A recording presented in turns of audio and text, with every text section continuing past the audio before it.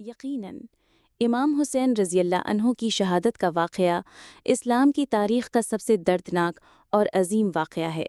واقعہ کربلا کا خلاصہ 680 میں یزید بن معاویہ خلافت پر قابض ہوا۔ یزید بد کردار اور غیر اسلامی افعال میں مشغول تھا۔ امام حسین رضی اللہ عنہ نے اس کی بیعت کرنے سے انکار کیا کیونکہ وہ حق و باطل کے درمیان فرق واضح کرنا چاہتے تھے۔ جب اہل کوفہ نے امام حسین کو دعوت دی، وہ اپنے اہل و عیال کے ساتھ کوفہ کی طرف روانہ ہوئے۔ راستے میں کربلا کے مقام پر یزیدی فوج نے انہیں روک لیا۔ محرم الحرام کی 7 تاریخ کو پانی بند کیا گیا۔ امام حسین اور ان کے ساتھی کئی دنوں تک پیاسے رہے۔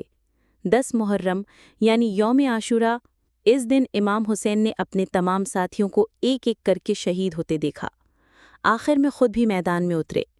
ان پر تیروں، نیزوں اور تلواروں سے حملہ کیا گیا اور ظالموں نے سر قلم کر کے نیزے پر بلند کر دیا۔ ان کے اہل بیت کو قید کر کے کوفہ اور شام لے جایا گیا۔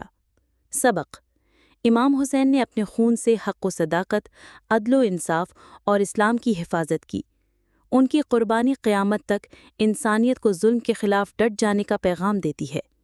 واقعہ کربلا کی تفصیل: امام حسین علیہ السلام نواسۂ رسول تھے جنہوں نے حق و باطل کے درمیان واضح فرق قائم کرنے کے لیے اپنی جان قربان کی۔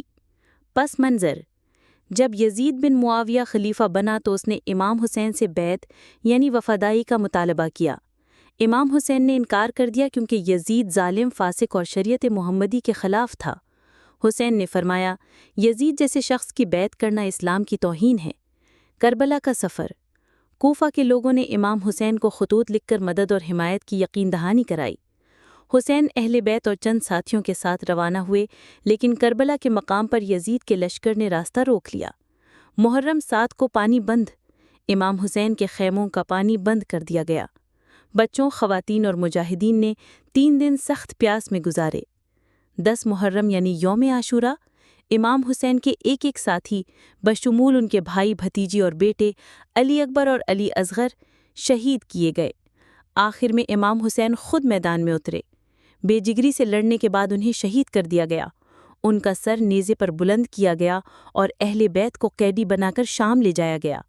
پیغام: کربلا صرف جنگ نہیں تھی، یہ سچائی، قربانی اور ظلم کے خلاف ڈٹ جانے کی علامت تھی۔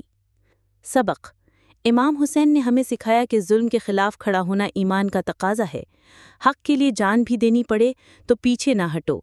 دین کی حفاظت صرف باتوں سے نہیں، عمل اور قربانی